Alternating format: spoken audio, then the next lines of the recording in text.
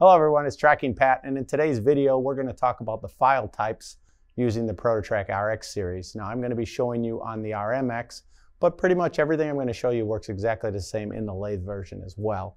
I'm going to show you how to do exporting and importing of files, what types they are and what the differences are and such, okay? So to get us started, I'm here at the very beginning of the screen, and what I want to do first, I want to show you how a standard program works, right? So most of you know this already, but I just want to walk through it real quickly. So I'm going to go to the program mode. You'll see in here that I've named the part Ballpark. This is the same part I use for a lot of demos. It's short and sweet, and it's enough to be able to show you what it is you're trying to learn. Okay, so as I swipe forward, you're going to notice on the left that there's my Ballpark. And what I have in here is I have two bolt hole patterns, a circular pocket, and an irregular profile to go around the outside. If I run through it real quickly, what you're going to notice that's most important is that the entire program is 9 can cycles, or 9 events as we like to call them. Okay. What's great about the way that the ProtoTRAK RX works is that I can save my files in a lot of different methods. So first thing I'm going to do here is I'm going to go to the program in and out mode, and you'll notice on my screen in here that I have a program called ballpark.gcd, which is a G-code program. And you'll also see that my standard program, which you're actually looking at already, is in here. So what I want to show you first is that the way our different converters work, first of all, we have the ability to make a program in conversational language and then save it as a G-code. The reason we do that is because then someone can export that G-code file, change it to a G-code that they want to run in another machine by post-processing it differently, and then run it. So what I would do in here is I would just simply come to the drop-down menu and I would search for the CAM, which is highlighted right there.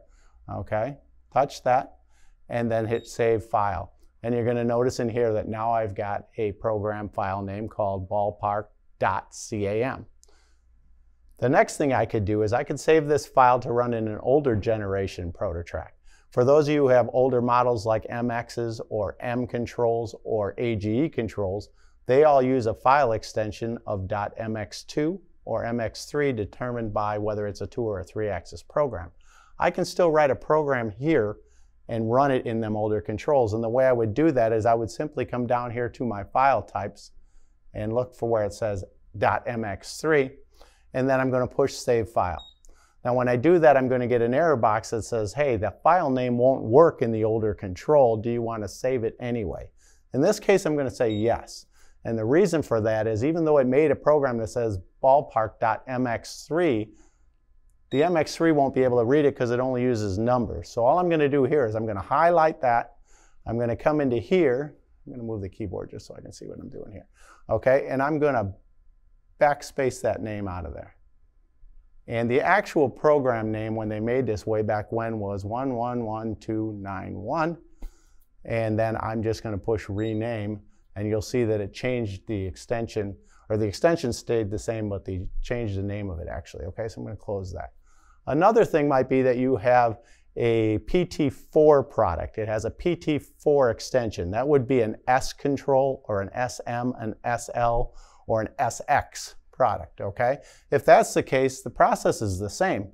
I would just go to PT4, push Save File. This time it won't give me any errors because the SX models had a keyboard. So therefore you'll see all my different file types are in here.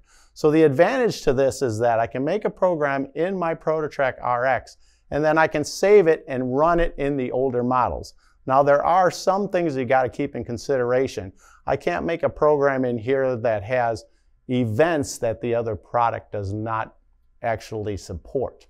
Okay, so in a case like that, that might be where I want to use the saving it as a .cam, because if I save it as a .cam, now I can open that up in the other controls and it'll take the cam information, turn it all into mills and positions and things like that, and then it'll be able to run it in those controls anyway. So it'll actually take what you have and turn it into something else. Okay, you could also use that and save it as a DXF file, but I know we've covered that in a different video, so I'm going to skip that part for now. So the next thing I want to show you is how to import different types of files. Okay, notice again that we've got our .cam, our .gcd, right? Right now my program that's in there is the standard PT10, which is an RX program. But it might be that you're making programs in a different source and you want to know how does it work to run those through the control. So the first thing I'm going to do, and you'll have to watch, it happens kind of fast, but I'm going to open up the .cam program. So you'll see as I do this, it's going to tell me it's going to overwrite my original, and when I push yes, you'll see it run the code really quickly. See it flash by there? And so what it actually did is now I've got a program in here, and it's all turned into positions and mills. See that? And what I want to show you that's really important about this is although it's going to run the program in virtually the same amount of time, I want you to see how big this program is. So I'm going to go to the end, and you'll realize that what I did in 9 events earlier took 119 pieces of information from the G-code translated back to the events. So the file is much larger even though the amount of work is exactly the same.